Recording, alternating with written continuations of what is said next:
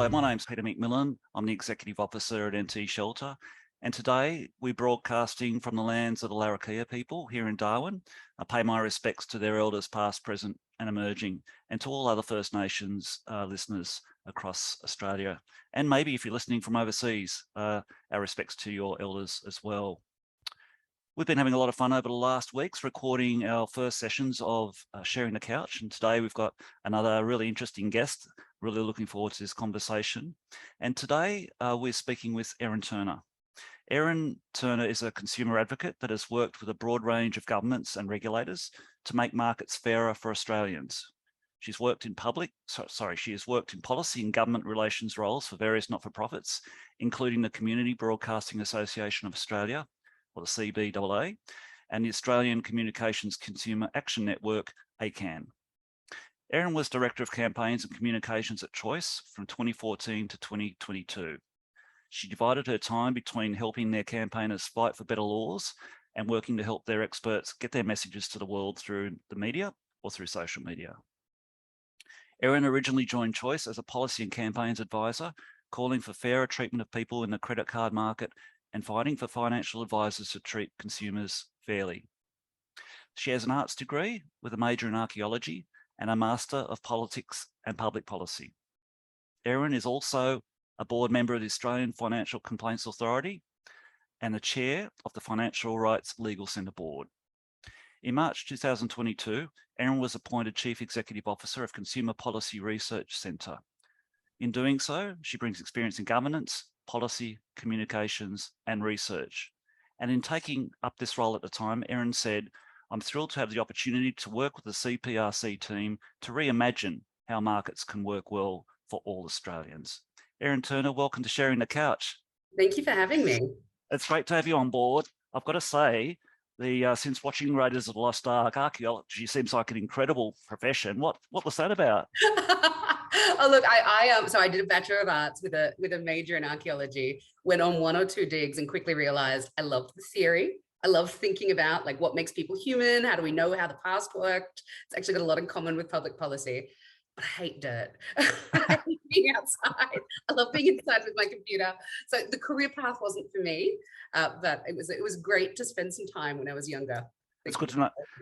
It's good to know what you don't like to do, isn't it, from an early age? Probably not so good if you're 50. Yes. So, Erin, public policy and politics. Why public policy and politics? What was there for you that really attracted you to those areas? I feel like I think a lot of people kind of don't know that this is a career option when they start out. That was certainly my case. It wasn't something I was even aware was a possibility. But for me, public policy and politics is part of it. It's about having conversations about how we can make our world better. Just how do we get everyone on the same page? How do we change minds? How do we find a way forward that no one's thought about before? How do we deal with really unprecedented times? They're really important conversations. And I think it's a real privilege to have a role where I get to be part of those conversations and bring other people on board. Absolutely. And what does good public policy look like to you? Oh, that's a good one. I think ideas that are tested, particularly by people who are affected by those ideas. And I think it's really relevant to the housing debate generally, broadly in Australia. It doesn't always feel like every body has a voice in those debates. So people who rent or people who are outside of, buying a home and that kind of market don't often feel like they have the same weight in discussions, particularly nationally. I think good public policy considers, if we're using a market as a way to distribute something, you don't always need to use a market. How do we make sure it works for everyone? And how do we make sure everyone's voices are heard? That for me is a real precondition. And it sounds like that involves a fair amount of activity and effort to get the voices of people affected and those with ideas. Yeah, I think it is. It's a lot of listening, discussions, facilitation, and testing. I know it can be frustrating. A lot of public policy processes, they involve consultations on consultations on consultations. There's lots of ways to do that poorly. But the good ones are about putting ideas out and then going, well, what if? And getting those counter views and different perspectives, really testing ideas. Because something like, how do we make sure everyone has a safe, healthy home? That concept's too important to just make changes in ways that could pull the rug out from someone. Absolutely. I'm interested in seeing you mention the word consultation. And I remember it was in the 80s, late 80s, when I was working with BHP, they rolled out a program on consultation for unions, staff, employees, etc. They talked about what consultation was and what it wasn't. And they often said it's not consensus. That's the kind of message that I remember, that consultation doesn't necessarily mean consensus, but it does involve listening and taking into account ideas, not going in with a predetermined position. I guess sometimes when we work, whether it be with government or other organisations or whoever it may be, we sometimes hear about consultation programs and they feel like they're a little bit of a box ticking exercise. Yeah, I've definitely been involved in those consultations that have that. And it's, when there's a really short window and you're not sure if your ideas are going to be heard, it can be a really frustrating process.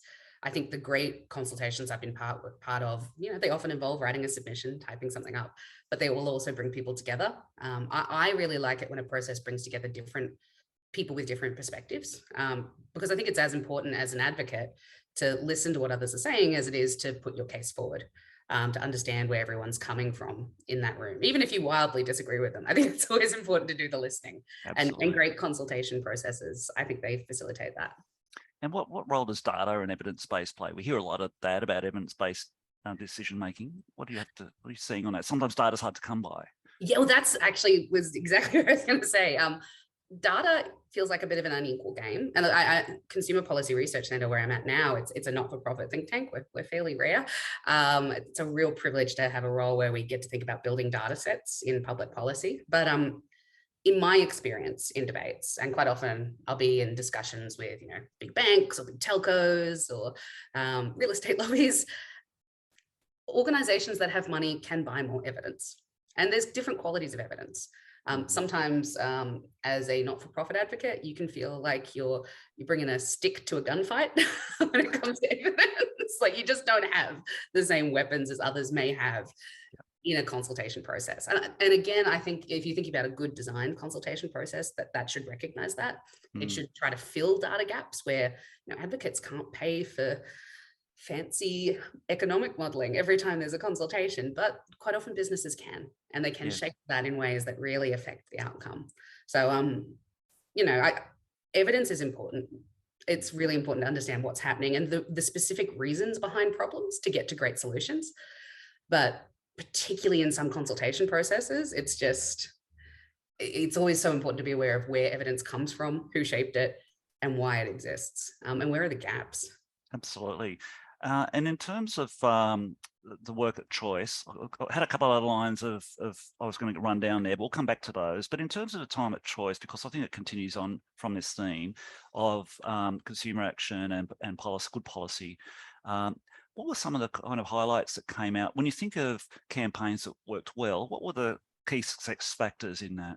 Oh, that's a great question. So I loved working at Choice. It's such a special institution. And I think one of the things that makes it really powerful is its membership base. So Choice is a not-for-profit. It has, when I left relatively recently, 230,000 members. So people who pay to be part of this institution. And when Choice is at its best, it's using people's perspectives and views as a way to make a case for change.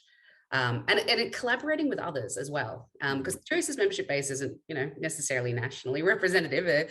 They're people who are very interested in buying the right fridge often, or who have a real respect for certain kinds of data and approaches, and can afford a Choice membership. One of the campaigns I worked on just before I left was a partnership with West Justice, the community legal centre down in Victoria. And we worked with a few other experts all around a specific issue around how insurers were billing people who rent when there'd been an accident or a disaster in the home and a landlord insurance had been claimed. It was one of the most predatory issues I have seen. People were we had one guy who got a $300,000 bill. Someone got a $100,000 bill for things like an accidental fire in their home. So there's absolutely, I think, predatory behavior. But what we ended up getting all insurers to commit to stop this, which I was thrilled with. And in part, that was really collaborating with others. So West Justice knew this issue inside out. They had amazing expertise and case studies that the Choice community couldn't bring forward necessarily. But we also worked with Choice members. We found some choice members who were actually affected by this problem, who were brave enough to speak in the media. And we also polled choice members, many of whom are landlords themselves, and said, do you think this practice is fair? And everyone said no. It was like, no, this isn't why we get landlord insurance. We don't want you bankrupting our renters. Please stop. And it really helped make this case for change. And I think that, that combination of people power and expertise and collaboration, for me, it's hard. It takes time, but that's all the essential ingredients for success. That sounds fascinating, and I can sense the real energy and passion there in that work that you do. And it would take time, some of these campaigns. There must be frustrations along the line. Things can take time to get through. What do you think? What do you think ultimately it takes sometimes for the government to think? I'm persuaded by that. That's good public policy. Does it require weighted numbers? Does it require a little bit of I guess attention in the media, or to resonate with a broader public? What does it take normally? I find it depends on the issue, and it depends on the person you're trying to convince. One minister will need something different to another, because the thing that makes us tick is all different. But broadly, I'd say there does need to be some data. You need to show the evidence of a problem. So numbers matter, but numbers alone don't really bring the heart.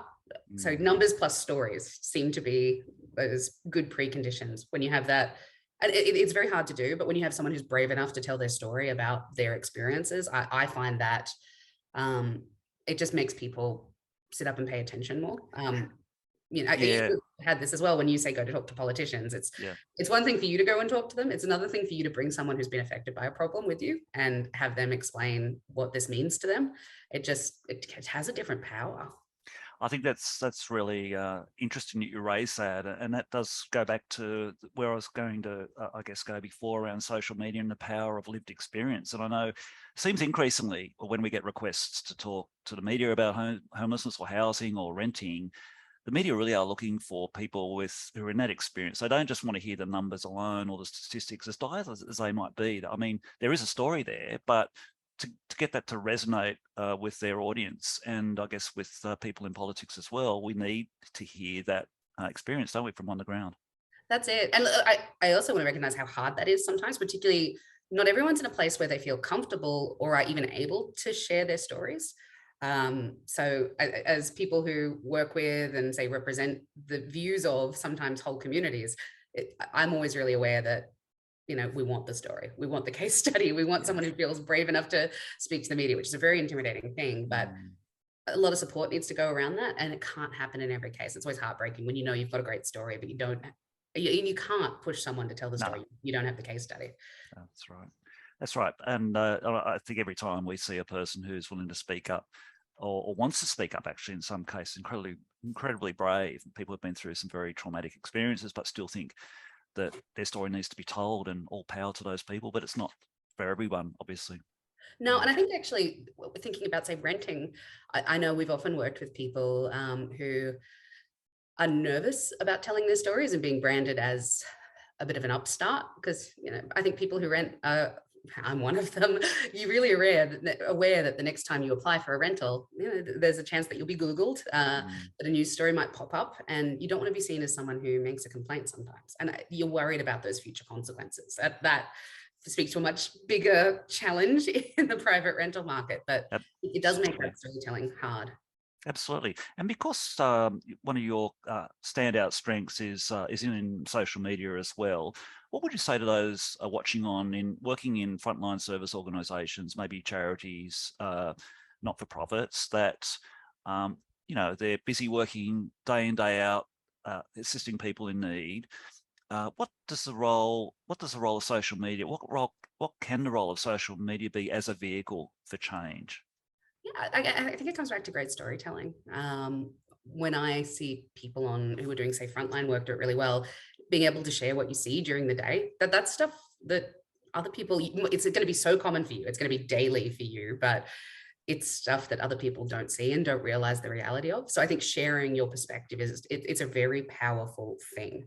Something I found when I was at Choice, we moved to encourage more people across the whole organization, 150 staff members, where they felt confident just telling more about what their daily life looked like, record what it looks like to be in the consumer test kitchen happiest place on earth. Or talk about, the investigations work that you're doing, and try to, where it doesn't take too much time. You can definitely overdo all of this, but share more about your world and be human, because that's actually what people want. Absolutely. Hey, we're going to get on to renting just in a moment, but before we do, I just wanted to ask how the opportunity came up at the Consumer Policy Research Centre. What's the work you're doing there, and is it similar to Choice or a little bit different? It's a bit more focused. So, because at Choice, part of my role was definitely about policy and research and government relations. This role's all about it. I get to be nerdier. I'm very happy with that. But we're a think tank. We're all about putting ideas out in the world about how markets can just work in ways that are better and fairer. I get to work with these amazing researchers and policy experts every day. And we take a bit of time to think through these issues and think about, how do we progress debates, like how can we make housing fairer, or how can businesses use data in ways that helps people rather than takes advantage of them. So they're the big issues we throw around. That's really exciting. So do you have a team working with you and you're sharing these ideas, or because it's a startup, it's a new organization, right? So how are you deciding where the priorities are and opportunities? Yeah, we're relatively new. We've got funding from the Victorian government. We've had 4 years of funding, we've got another 4, very exciting. We look at issues where either other people don't have the time at the moment to pick something apart, or that we think can be used to help progress a debate. So over the next year, we're going to be looking at issues like consumer problems with digital and data worlds. So we've just released a report around how companies can use websites in ways that manipulate your decisions, dark patterns. It's really harmful. And we're trying to get regulators to take action on that. We're going to do some work around the housing market, really Victorian based, with an eye to say what are the quality issues people might be experiencing in the private rental market. We're just scoping that one out. We're looking at sustainable consumption. So how can we help more people make the decisions we know that they actually want to make? So how do we remove barriers to make it easier for people to live lower carbon lives? And redress. We're also thinking about how more markets can make it easier and fairer when you have a complaint. Again, very, very relevant to the whole housing market. That sounds like a very exciting agenda, pretty wide ranging, and lots of scope, I guess, to look at many different interesting challenges and problems that we're facing out there. That's it. Our work is really about looking at a range of markets and kind of the comparison. So, where is it working well? Where is it not? What can we do better? Great. Let's turn to renting. So do you think in this day and age with the pandemic, we up here in the Northern Territory, I know right across regional Australia, but also in the cities as well, we saw regional rents surge, right? I mean, I had neighbours underneath the unit where we live. They had a young child who was, I think, about 4 months old. They had 2 other young kids at school. Both were professional nurses, and they faced a rent increase of, I think it was $120 a week. They just had to leave. There was no other option. They couldn't find anywhere else to rent. In this day and age, I mean, it seems to me that it can be a very tough gig as a renter. You don't have a lot of certainty and so forth. And I guess one of the things around renting, unlike other things like utilities, sometimes there are regulators that look at price rises that are acceptable for telecommunications or other facets of life, but we don't have that for renting. Why is that, do you think? I think it is a really good question to ask, because when I think about, I think about things in markets, because consumer advocate, it's not always the right way to think about things, because I think housing is so much more than a market. It's home. Yeah. But every other essential we have, whether it's water, electricity, telco, mortgages even, there's either a formal mechanism to make sure that price rises are reasonable or capped, or in emergency situations that we can pull a lever and something happens. Or there's actually quite a lot of pressure for big institutions to have fair pricing. The debate about mortgage interest rates is probably the best comparison, but renting seems so disconnected from that. There's no discussion around what's fair, what's reasonable. It's just very much what the market can bear. Yeah. And for something so essential like a home, I think it's it doesn't work.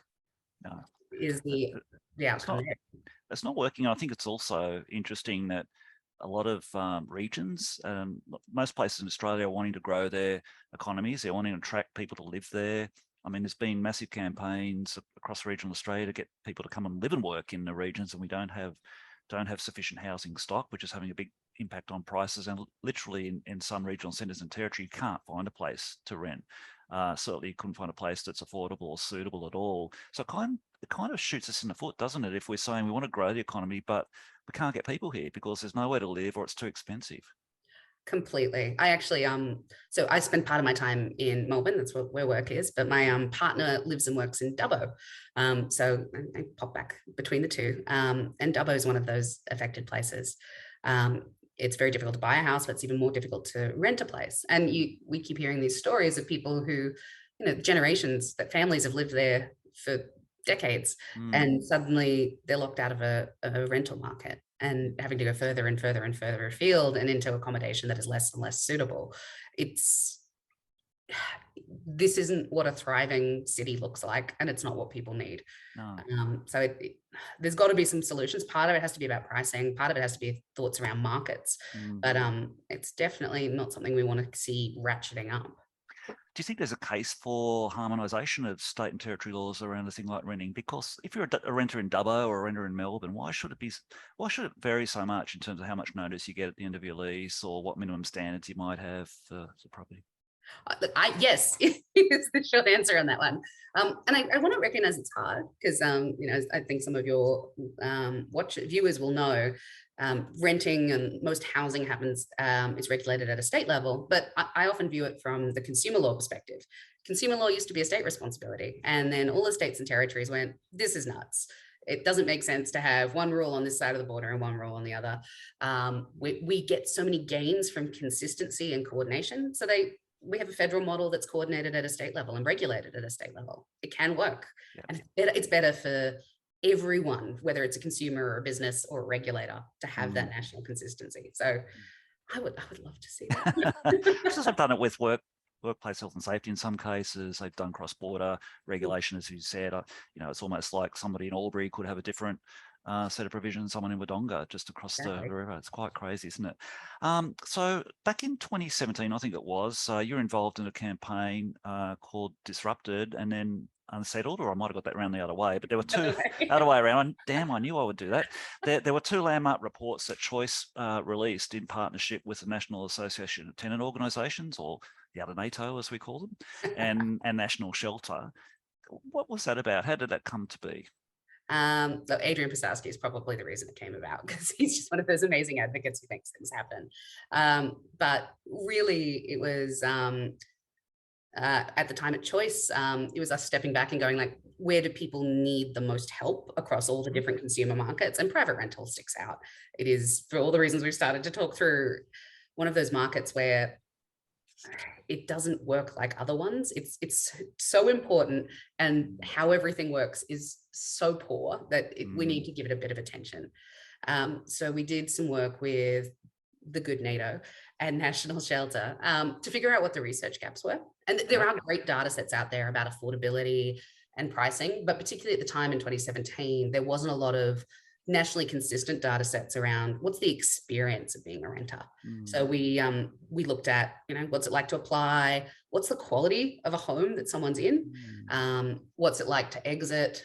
And also bringing forward some of the things that I think, as anyone who rents will know, aspects around like fear, the fear of making a complaint, or the fear of using your rights, or speaking up, or even just asking for a repair.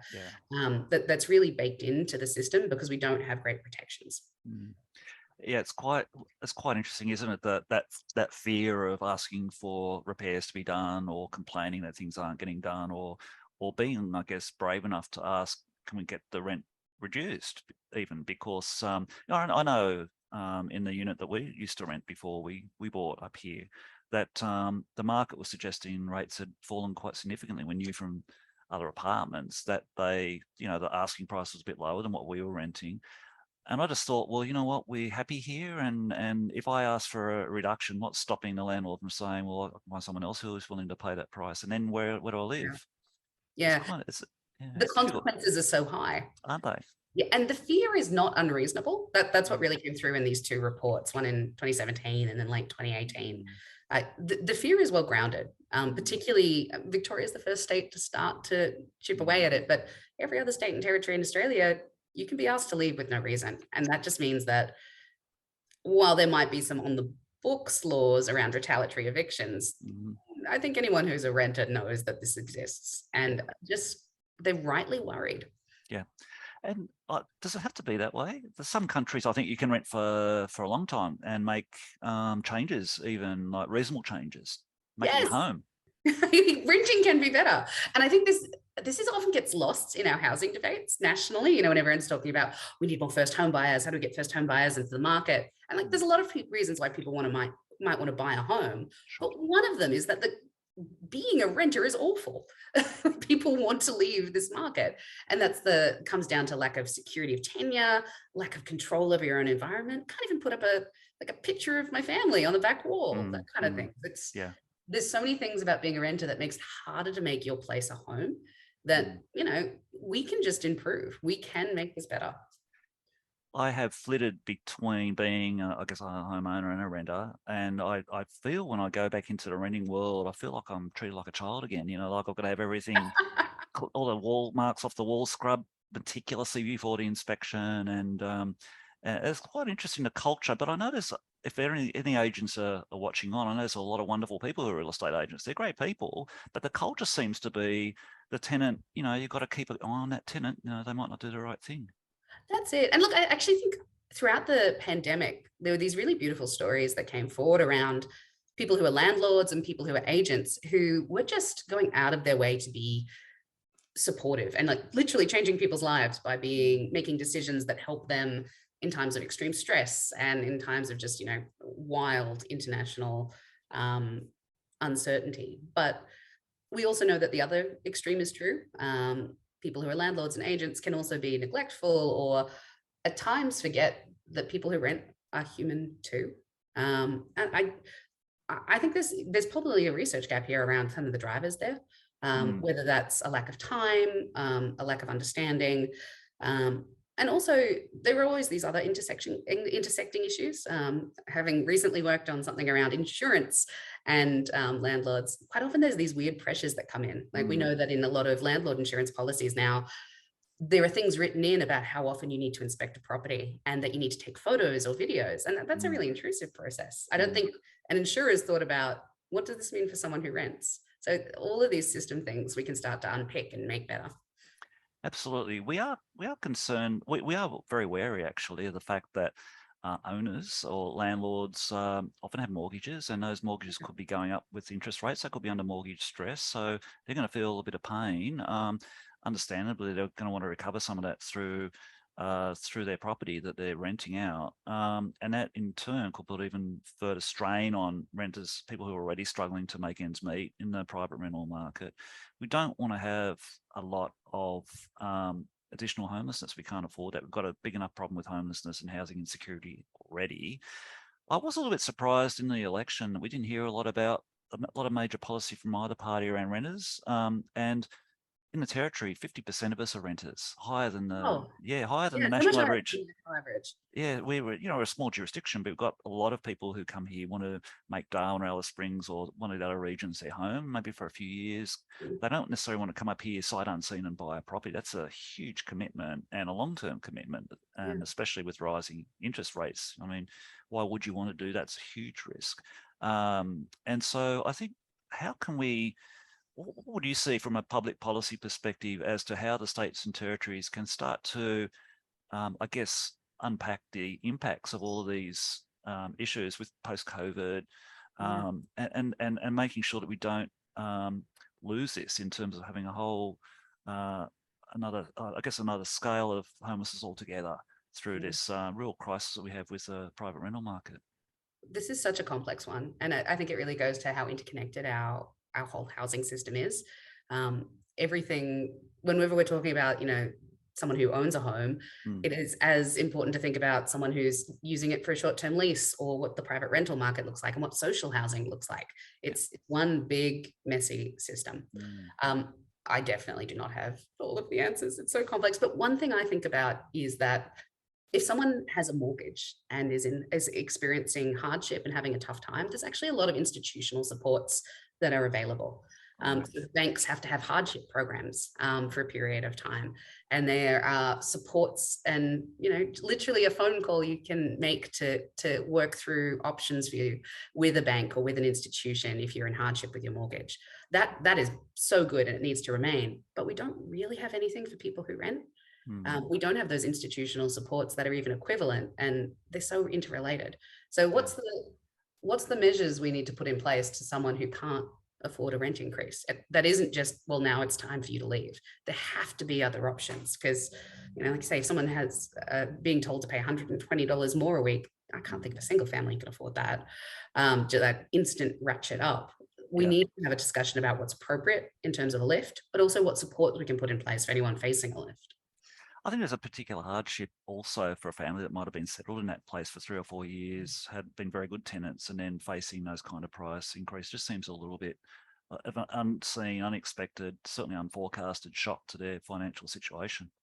Yeah, well, actually, this came through in a lot of the research. In the 2018 research report we did with National Shelter and NATO, it costs everyone when you have to move house, and people who rent face these costs so frequently.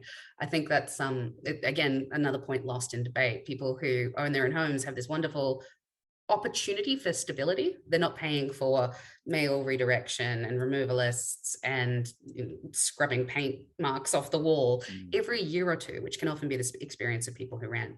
And that doesn't even get into the social and emotional harms that happen with that disruption.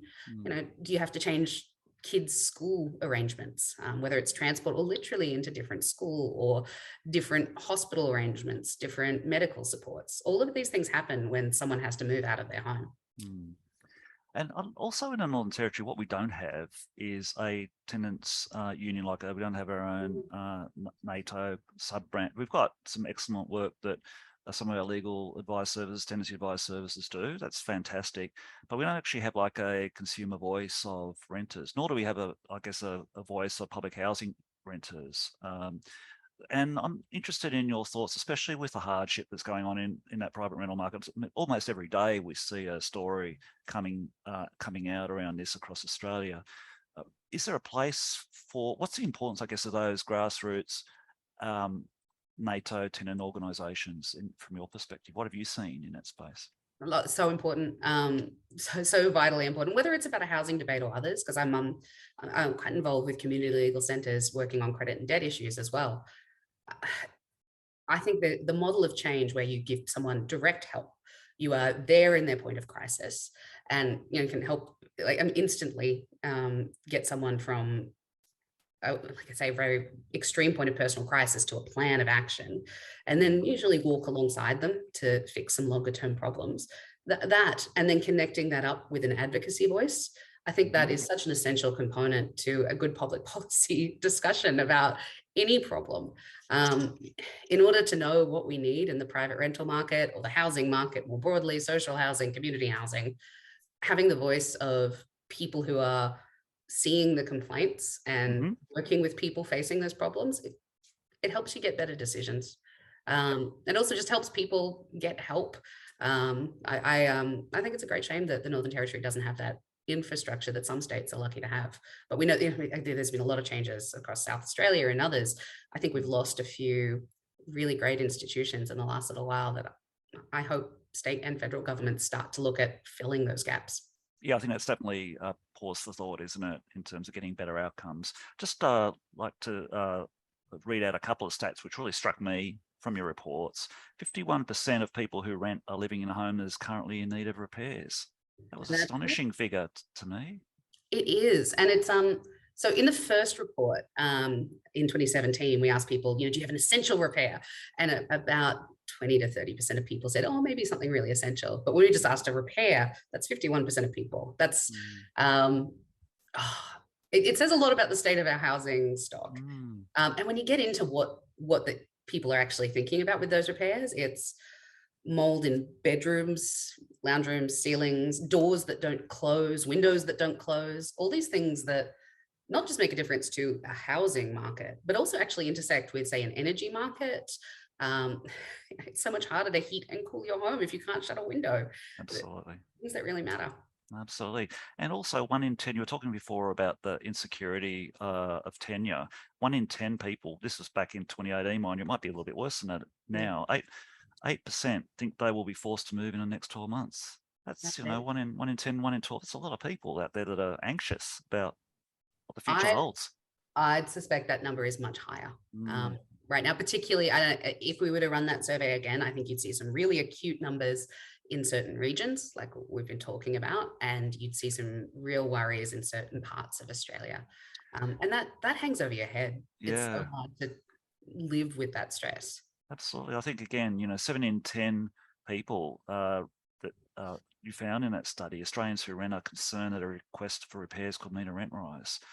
29% of people on a rolling periodic lease at the end of their lease. 83% of people who rent express concern about the stress, as you mentioned, the stress of moving and the costs, of course, but the stress. I mean, these aren't these. I mean, I'm thinking now, you know, we're trying to get people to come here. We need people to come here. We need professionals. We need teachers. We need key workers. It's such an exciting place to work here. But if people are in stress that, hey, I might not have a house in the end of the year, aren't they gonna think about going back to Queensland or Victoria? Exactly. And I think sometimes, you know, when we think about the evidence base for public policy decisions, we need to think about the costs people face from a bad system, you know, and this happens in private renting. You know, if you're constantly moving, you're paying a lot more than someone else. You know, you're paying more to disconnect your energy and reconnect it, or disconnect your internet service. You're literally paying more for the whole situation. But then there's this cost to people of just constantly living in uncertainty, or constant, very legitimate worry that their home isn't going to be available in a short period of time. That's a really unfortunate social cost that I think doesn't get given enough weight. We often talk about, at least up here, we've been talking about, I guess, striking a fair balance for landlords and tenants alike when it comes to the rental system. If people are watching on who are, I guess, landlords or owners, what would you say if they say, well, look, I'm worried about it, I'm nervous about that, I'm concerned about losing the freedom or the rights or flexibility that I have now? What would you say in response to that? Look, I think, and we're seeing it, Victoria, if you're a great landlord, you have nothing to worry about. And what we want in a system is more great landlords. So hopefully whoever's out there, I am speaking to you, we want more of you. What these laws really do is give people comfort and certainty on the private rental end. And it helps actually clarify relationships. Essentially, when someone is taking on the role of being a landlord, they're a small business provider. You are offering a service to someone. And I think when we think about the rules in place right now, they're not as clear, they're not as good. Like any contract, we need to make sure that what we're getting into is very specific and that the rules are fair for both parties. So in part, this is about making things easier for everyone. And in part, it's getting rid of parties that aren't doing the right thing. I actually think one of the tensions in the debate around rental changes is that I think people who are landlords can often feel like, oh gosh, everyone thinks I'm a terrible person because I'm a landlord. There's a bit of a like anti-landlord narrative. And that's because there are some terrible landlords out there. The way we fix this is by lifting the standards, getting the rat bags out, growing the number of great landlords out there. Yeah, that's a great point. And just, I guess, finally, in terms of the rental market system and also, I guess, the homeowner system potentially as well, you talk about reimagining how markets can work well for Australians. What do you mean by that, and what could it potentially mean for I guess, us in the housing system? So the housing is an interesting one, because I think there's always got to be a point where you have to ask, is a market right here? And no is going to be the answer in a lot of cases for parts of the housing market. So I think part of the conversation has to be, what's the line where we have a social community public housing role? And I don't know what that perfect amount is, but I think it has to be bigger than it is right now. It has to serve a greater amount of people. And then thinking about the private rental market, look, great if we could design it in a way that actually works for people and recognizes, I think some of our rules are kind of based on this weird assumption, maybe based from decades ago, that private renting is something you might move through onto your eventual end of home ownership. And our lives are more complex and messy than that. As you know, you dip in and out of the renting and the owning market. And one of the growing groups of renters are older women. We need to make sure the system works well for everyone who's in that rental market. And that means security, reduced stress, clear rules, ability to make a complaint, and ability to have a discussion with someone on a more equal level when something isn't working. Yeah, it's interesting because a lot of narrative still seems to be around. It's not necessarily, maybe a mythology is a harsh word, but that's been kind of like the great Australian dream of owning your own home, and it is a big asset, can be the largest asset for many people and families. But there are other pathways, of course, and I think certainly with older women being the largest growing cohort of homelessness, if you're at 55 or 45 even, are you going to want to take on a mortgage and buy a home? It's a risk, right? And it's interesting, the notion that if you're a renter, that somehow you haven't quite made it there. Grown up yet? Yeah, I think it's a bit of a fallacy, isn't it? And we need maybe to have a rethink about what options people have to suit their life circumstances. Exactly. And I think it kind of ties back to what we were talking about around the idea that, sometimes as a renter, you're treated a bit as a child. It's almost like the rules are written for the share house of people who are 19. And they exist. They should have fair treatment as well. But the renting market's more diverse than that, and our needs are more diverse than that. Absolutely. Erin Turner, it's been a real pleasure having you on Sharing the Couch. It's been a lot of fun. I think you've really put out some really interesting perspectives on public policy and social media and communications, and I guess reimagining a better place. So all the best with your work at the centre. I look forward to watching on and seeing how that unfolds. And I think there's a lot more conversation to play out in the renting and housing space. So I'm sure we'll be looking forward to your views down the track as well. And all the best with your work. Well, thank you for having me. I really enjoyed the conversation. Thank you. You've been watching Erin Turner. Erin has joined us today in this episode of Sharing the Couch. If you've missed other episodes and you'd like to check out the previous conversations we've had or conversations that are coming up, please check out our YouTube site. Just Google NT Shelter, I should say, probably put that in your search engine, your favorite search engine, NT Shelter YouTube, just to make sure you don't miss out. Hit that subscribe button, and we'll be releasing an episode every fortnight on Thursday morning. So yeah, check it out and get in touch if you've got other ideas for Sharing the Couch. We've got a lot of exciting people lined up, and today is an example of the people and perspectives that we're wanting to share with you. Thank you, and bye for now.